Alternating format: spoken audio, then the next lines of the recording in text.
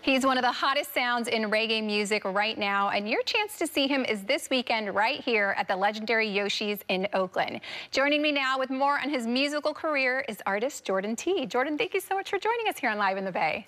Thank you so much for having me out today. We're blessed and honored to be here. Yes, I want to talk about your performance coming up at Yoshi's. Yes. You are making history with your performance there as the first reggae artist. Tell me about what that means to you.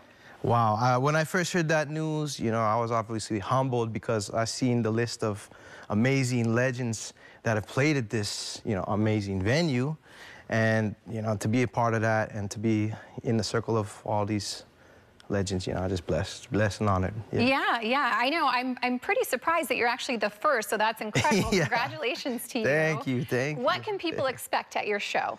Oh, it's going to be some high energy. There's going to be some sweet moments. We fuse our styles with a little bit of jazz, a little bit of rock, a little bit of island reggae. So it's going to be a little bit for everybody out there. Something for everyone to enjoy. Yes. Absolutely. Well, I want you to take me back. When did you first start getting into music, and how did you know that this is a career that you wanted to pursue? Music has always been part of my life. I'd say the first time I really started taking it to the scene was 2013, and I dropped a song called Sunset Tonight, and went all over the world with that song, and including the Bay Area. So we love the Bay Area and love coming back here. So what went into that song, and give us a little bit about what it was about? It was about kind of a relationship where someone plays hard to get. And, you play all those games, but at the end of the day, you both know you like each other. And that's kind of what the song is about. And putting the games on the side, watch the sunset tonight. That's kind of the idea behind it, so yeah. What was it like for you when you noticed that song started gaining a little bit of traction and kind of taking off? How did that instill a confidence in you, maybe, to pursue that career? Yeah, that was a huge moment. I mean, it really, you don't really know when you're writing a song, you like the song and you want to put it out, and you don't know how people are going to respond. So to see it kind of blow up all over the place was, it was humbling and super exciting, because it opened a lot of doors for me to be able to come out here and be sitting here and talking with you. So, yeah. Yeah, absolutely. How would you say that your career has evolved, and how have you changed musically over that time? Since then, we've put out one album and a bunch of singles, and we're working on a lot of new music right now, some big collabs. And I think over the time, I just kind of have honed into what my style really is as a solo artist and an independent artist.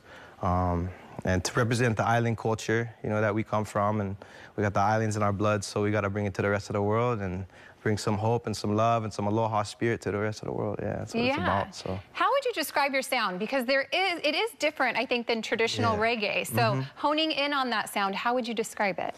Yeah, well, I grew up listening to a lot of R&B too. Earth, Wind and Fire, Tower of Power, all these legends, and we kind of fuse elements of R&B, rock, and island into one cohesive sound. And yeah, it's a really interesting sound, but it's, I like it.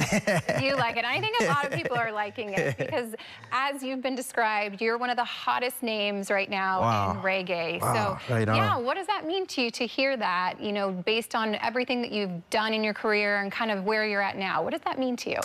It's pretty, I don't know, I guess surprising in a way, because, we started from, grassroots, from the bottom up, and then, just starting in small bars, and I used to play ukulele on the sailboats, and, going from those bars to doing, big stages with thousands and thousands of people. It's a dream come true for me, and to be able to walk that dream and encourage somebody else in their dream to say, hey, never give up, it can be done, so. Yeah. Who are some of the artists that you've worked with and collaborated with that have really left an impression on you, and maybe a couple things that you've taken away from them?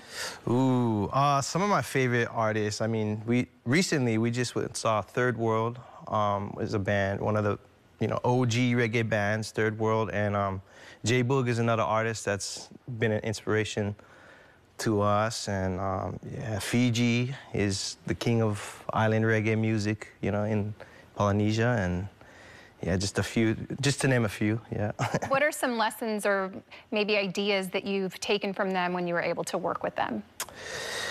Just to observe their professionalism in everything they do, and their passion for the music, and to never you know, write anything you're not passionate about. You know, that was inspiring to me as a songwriter.